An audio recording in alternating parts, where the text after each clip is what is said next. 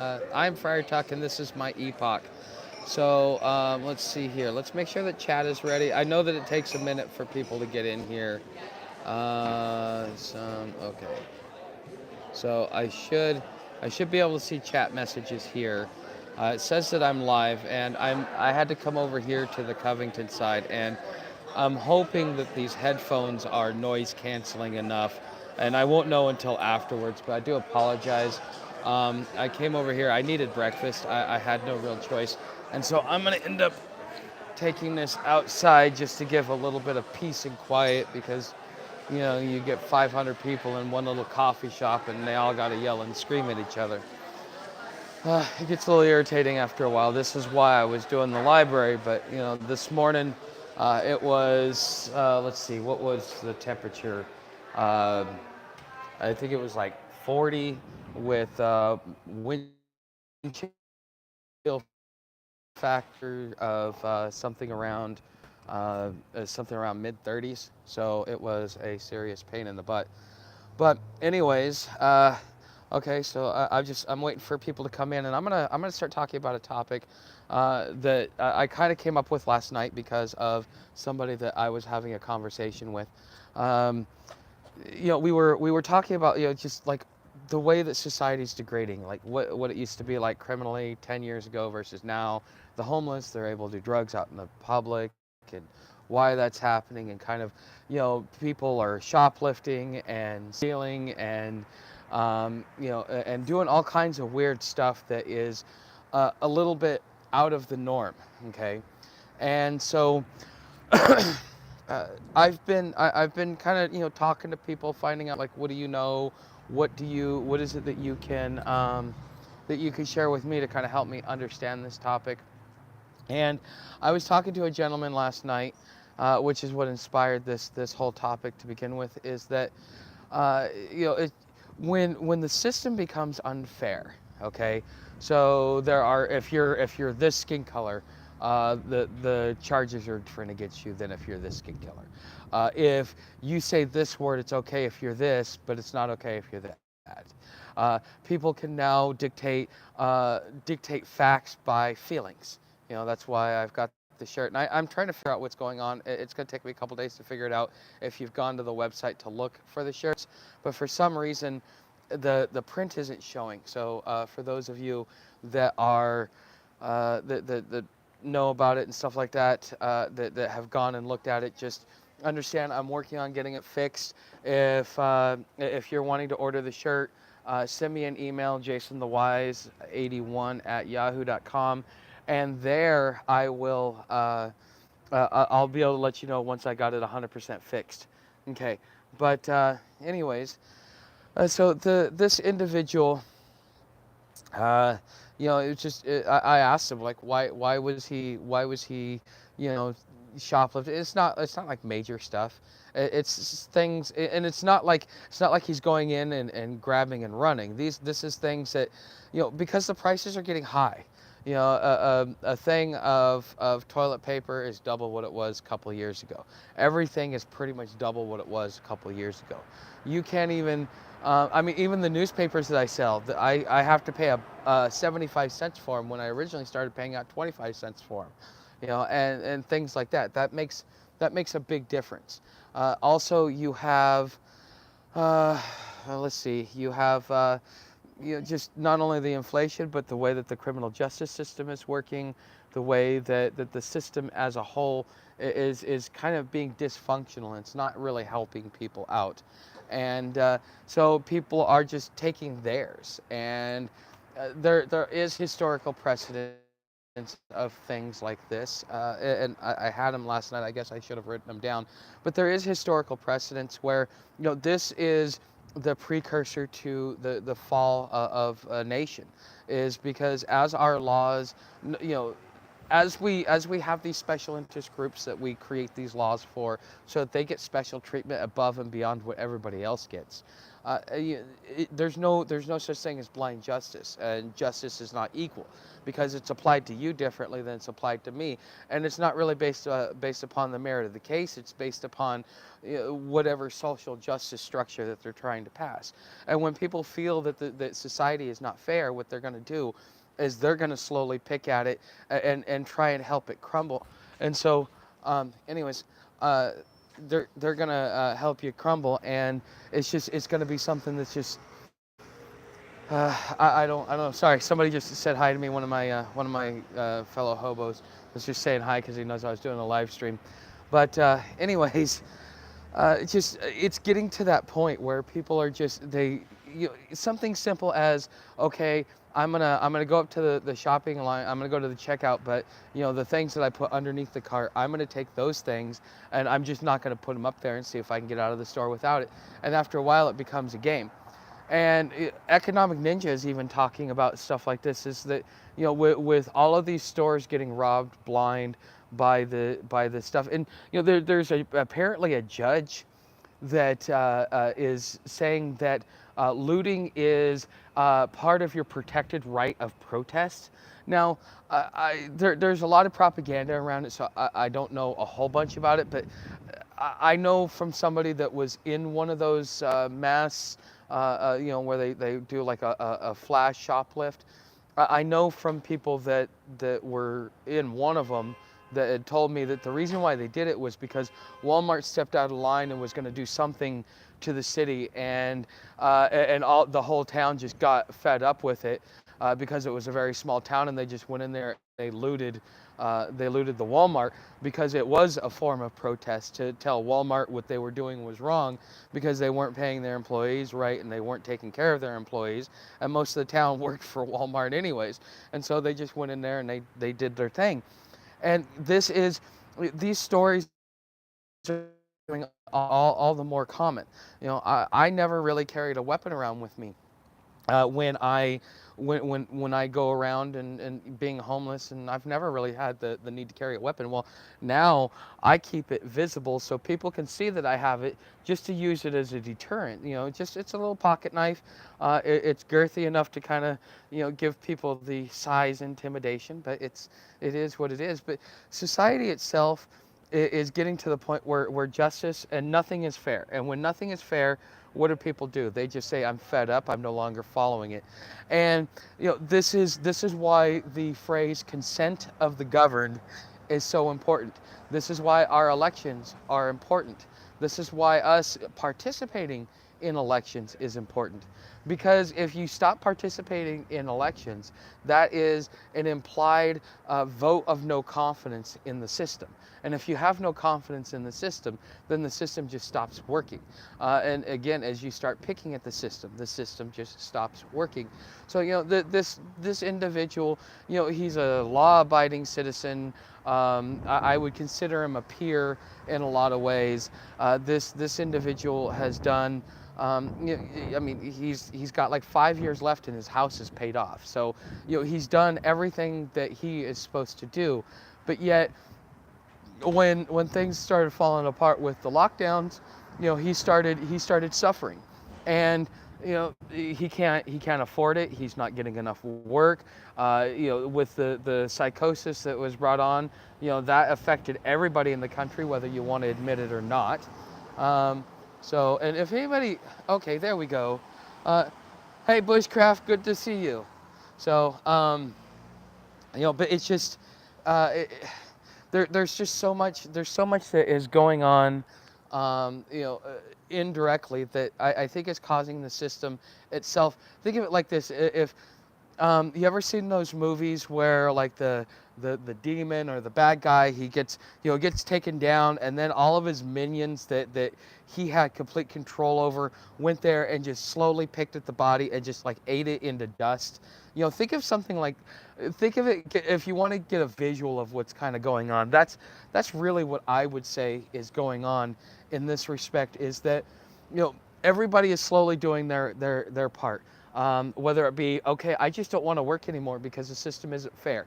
I can work at McDonald's, but McDonald's is only going to give me 15 hours. Great, they're giving me $15 an hour, But how do I survive on 15 hours a week at $15 an hour? How many jobs do I have to have? How hard do I have to work? And then after a while, when do you just kind of throw up your hands and say, I'm fed up? Because at least being an American, you should have a general expectation. Whether you, even if you work at McDonald's, you should be able to make enough to be able to afford a one-bedroom apartment. And when you can't afford that one-bedroom apartment, you're going to get frustrated. And when you get frustrated, what are these random acts that you're going to do to pick at the system to show your disdain? Because a lot of these people, they had something that happened a few weeks ago where they shut down the streets. All these young kids, they come out, they block the streets, and then you got these cars doing donuts in the center of these busy intersections, completely locking down Cincinnati. Well, I guess they did it like around a tunnel too. And so it's not, they're breaking the law, but they're just going up to the edge before because nobody's willing to go to jail for this. But if you have enough people just going up there and pushing that line and pushing it and pushing it and pushing it, until finally one time just there's so much pressure that it just comes falling down. So I think that whether we're doing it consciously or subconsciously, there's enough people in this country that are just fed up and feel that the system isn't fair, that they're starting to pick at it in their own way. Okay, and this is why we're seeing the economic issues that we're seeing. This is playing into this. One thing that and if you want to talk about being homeless, okay, you think it won't happen to you. Like owning a business, I never thought I would be homeless. Okay, owning a business, I never thought I would be homeless, and look at where I'm at now. I thought that I finally found the way to do it, and the way in which I lost my business, if it wasn't for what was going on with the border jumpers, and if it wasn't what was going on with the lockdowns, I would still be in business to this day, and I would be flourishing. And I'm Joe. Okay, it's kind of like that. Was it the Oliver Anthony song? Richmond, north of Richmond. I mean, you have. This is the reason why that video took off was so quick is because it hit a chord. It just America, whether you realize it or not, just for those of us that love the country as much as we do, that consider ourselves patriotic Americans, whether you realize it or not, you are crying on the inside. You are going through some form of depression or remorse or mourning for your country, whether you realize you're doing it or not. That's really what's happening, and that's playing out and it's manifesting itself in you emotionally and your emotional actions. And this is what's happening to the rest of the country, is because it's no longer fair. The reason why this country worked was because it didn't matter who I was or what I was. If I followed this rule, it would be applied to me equally regardless of my status and my place in life. And now it's no longer like that. We as a society, we're not getting that anymore. Like I was talking about, like with the justice, like with with all kinds of stuff that's going on. I mean, even with these special interest groups now. It used to be I'm an American. Now it's I'm part of the LGBTQRA LMNOP plus. I can't even keep up with it anymore.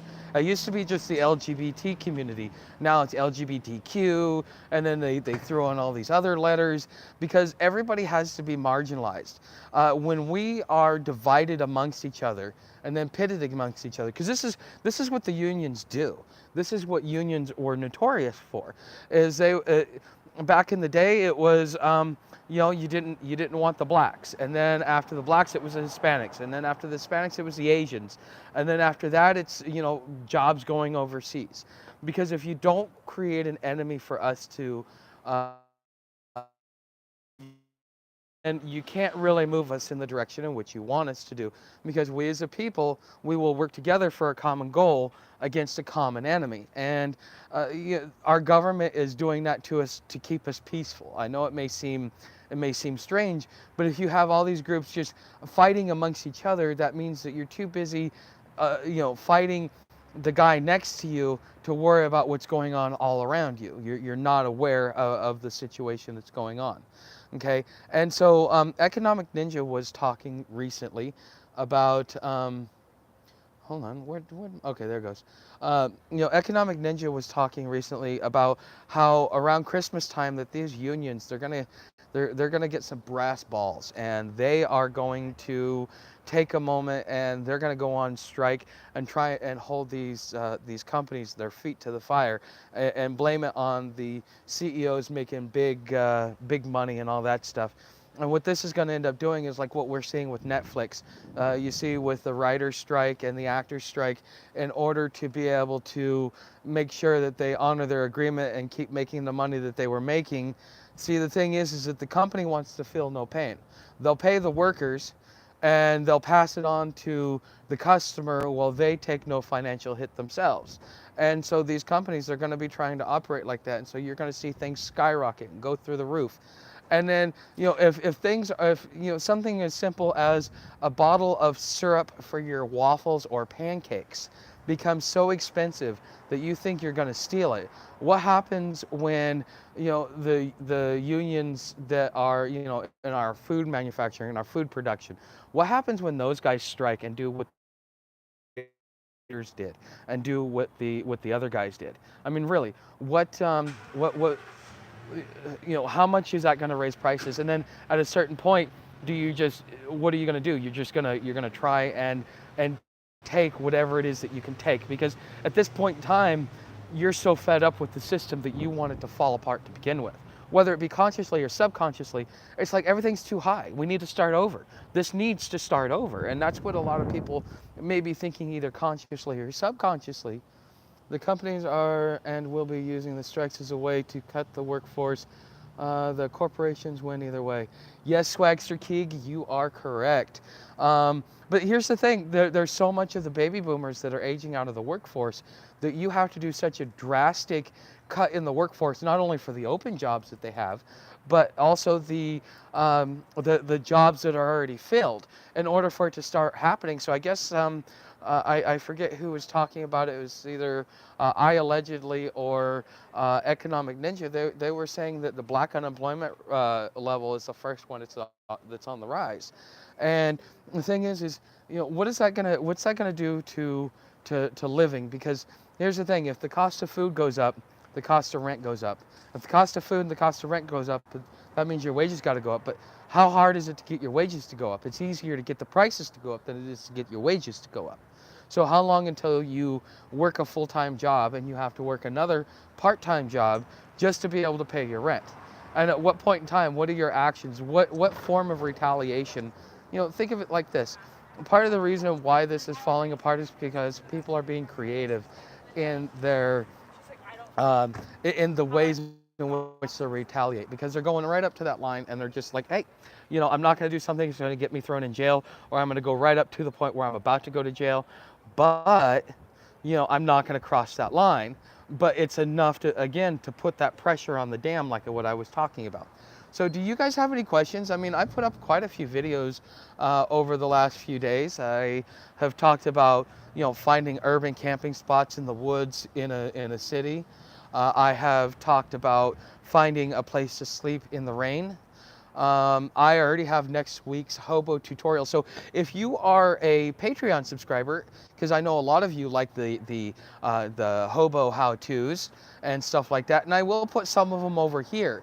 But if you want a lot more, in depth, as far as like how-tos, as far as being homeless, what to look for, what to do, stuff like that, come on over to Patreon. Patreon, it's $10 a month, and you get the behind the scenes. And what the behind the scenes is, because that's $5 a month, the behind the scenes is where I tell you what's going on, the stuff that I'm not sharing on YouTube. Everything is going to get worse. NATO sleepers in the States, strange stuff. No, not just NATO sleepers, not just NATO sleepers. Think of all these groups that we've pissed off. Okay, I mean, let's just be honest. We've pissed off the whole world because we've tried to put them under our thumb for our own profit and gain, and for this cush lifestyle that we have, and it's coming back to bite us in the ass. And so how many of those groups are sleepers within the United States, and at what point in time do they react? Because there's already been talk about how when BRICS was created, it was created because the rest of the world had a plan and they were fed up with the dollar. And so they've been waiting and biding their time to get to a point where they can decouple the United States from the dollar and the rest of the world from the dollar. And that is actually what they're doing right now. So the rest of the world has united against this, and it's been going on for some time. We've just been unaware of it. And as our politicians get more and more senile and just crazy and stuff like that, between the last two politicians that we've had, I mean, we've had, it's unprecedented for us as a nation, but it's kind of what it is. No, NATO soldiers were picked up by an Uber. He was given a card with a chip, a phone, and was told to go to a motel and wait on a call. Millions of service-age single men jumping the southern border. How many of them are sleepers? Yes, those are two. That's a very good question, Bushcraft. One, and there's a lot more of them, and the government knows that they're here. They just can't do anything about it. What they're trying to do is just pacify us long enough. So, you know, it's kind of like this. If you know you're getting put into a corner to be put in checkmate, you're gonna do everything you can to keep from getting put in checkmate, but you're still going to. It's still a checkmate scenario. You're just prolonging the inevitable, and you know I could say something like this. And as far as the NATO soldiers go, one of the things that really baffled me is that Germany, some of their soldiers got caught in Russia. This was on Redacted, that they got caught in Russia, and they either that or it was Canadian Prepper. I can't remember which one. But you know, the Russian soldier or the German soldiers. This is the first time since World War II that the German economy, the German people have actually gotten behind and sent military hardware into a combat zone. This is a violation of their constitution, just like in Japan. Japan had to do the same thing after World War II. Okay, so with that happening, you know, I mean, that right there should look at it. And the other day I was on the train and I got to talk to a couple of German citizens that were over here. And I asked them what was going on. They don't even know that some of their soldiers got captured by Russia.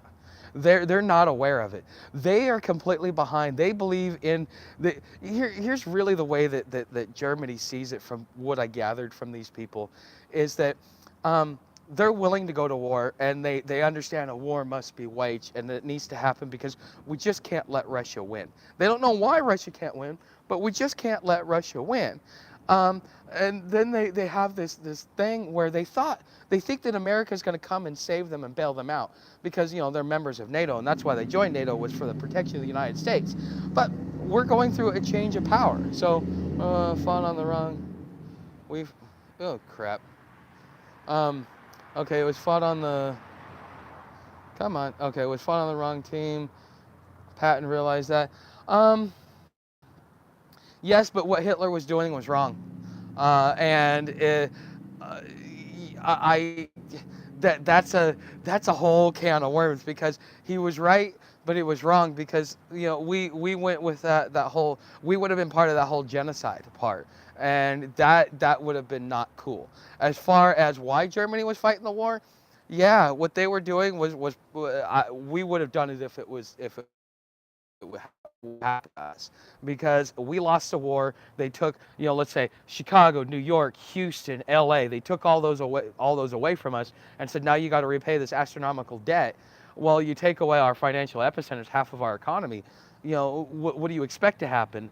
And so it was intentionally set up this way after World War I. And they were just hoping that the Germans would submit in the same way that we're going to hope that the Russians submit. But I don't think that NATO's going to win this one, because as we're on the way out the door, you've got the up-and-coming superpowers, which is China and Russia.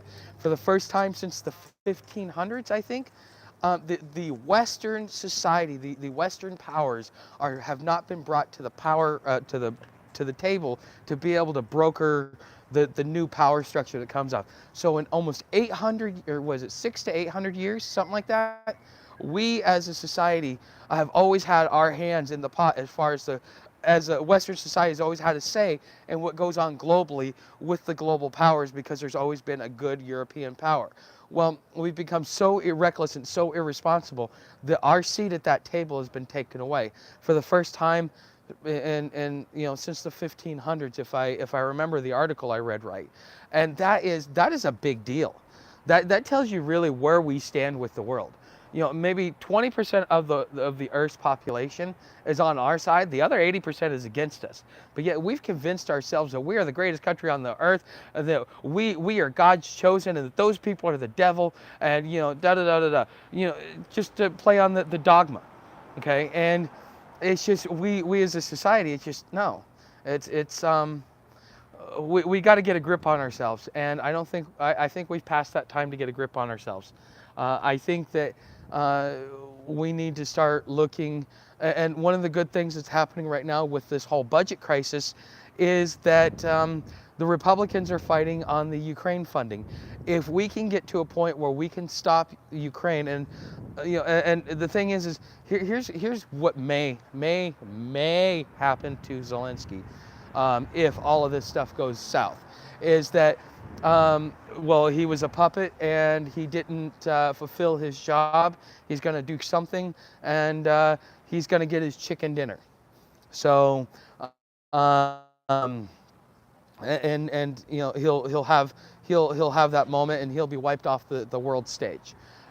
He has failed at being able to support, because Russia's military was strong enough that it was able to take on a NATO-designed military and just kind of make it its bitch. I mean, that's the easiest way to put it.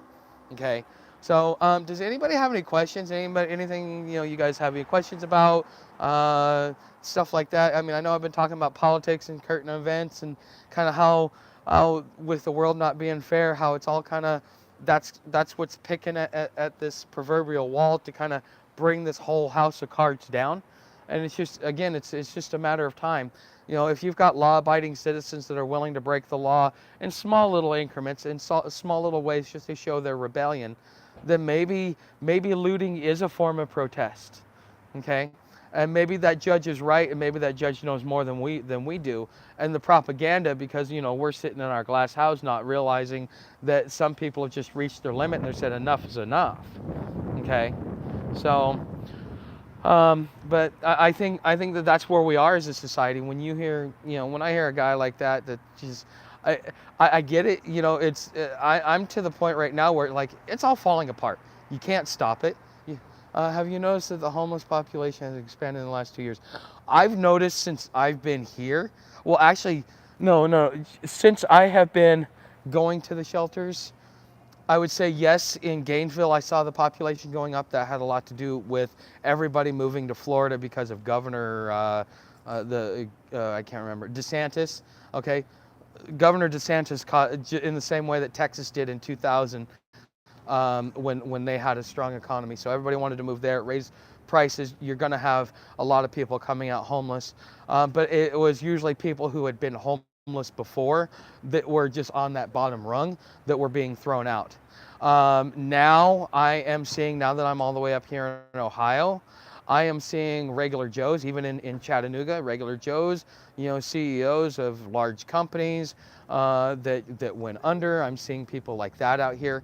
And what I was even talking to my shrink about yesterday, I says, part of the reason why I've got the winter gear that I'm working on and trying to make sure that I got the best gear I can use is because during the summer, the shelters are normally open. Okay, you can walk in and there's plenty of beds. There's open beds, but you know what? There's no open beds here. Okay, and this is the first cold spell that we've had. Roughly 6 figures a year after being homeless to almost being homeless. It wasn't for my understanding of women, I would be 100% homeless right now. You know what? That's good. You've got some strong women in your life that are influential. But a lot of these people, just now that the first cold comes, they're all those that were dwelling in the shelter for the summer, thinking, oh yeah, I could be here. This is cush. I got a cush lifestyle. No, I can, and then they want to greyhound or run all over the place and stuff like that, thinking that it's not going to be any better. It was in the 20s last year in Florida.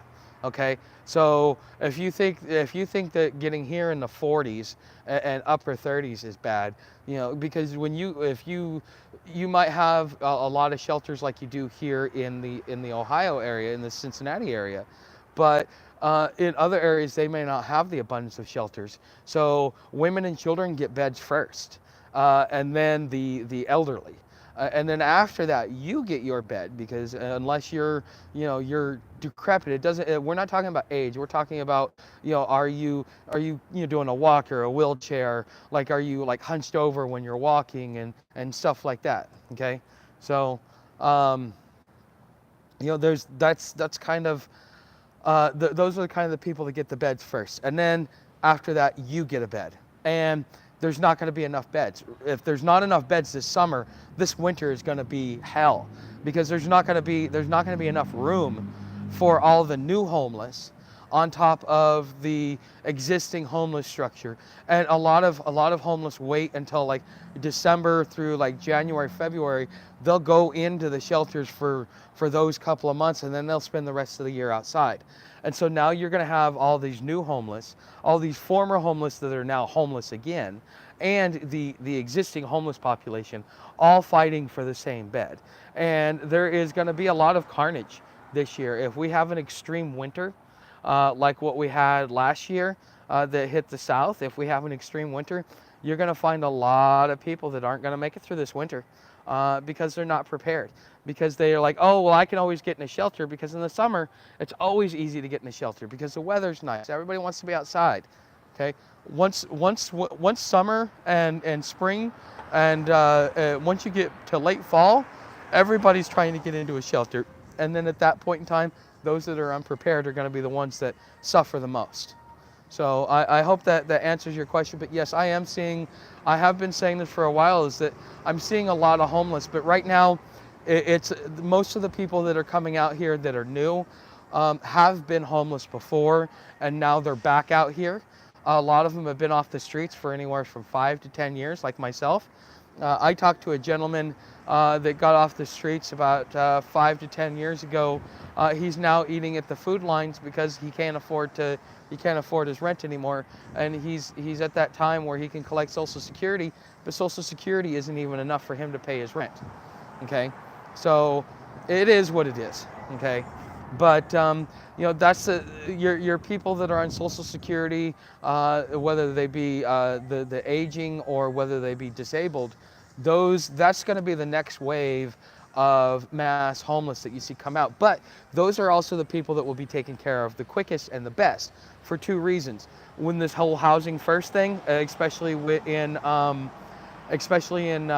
Gainesville, where they did the housing first, it was the people that were getting Social Security checks that were getting either subsidized housing, or it was 4 of them renting a room in a 4-bedroom apartment so that they could do share costs. And it was still costing them $600 a month, and they had almost nothing left over to be able to use for any basic amenities. So no one wants to say it, but the system is completely broken. Hence the reason why people are picking at it. Hence the reason why everybody sees the fair, they see it broken, or they could see it as not fair. And if the system is no longer fair, and you're doing the right thing, and yet those that are doing the wrong thing are being rewarded, how long until you realize that the writing on the wall is encouraging you to do the wrong thing? And so that's kind of where we're at as a society right now. So, all right, guys, you know how to help the channel. If you're not a subscriber, become a subscriber.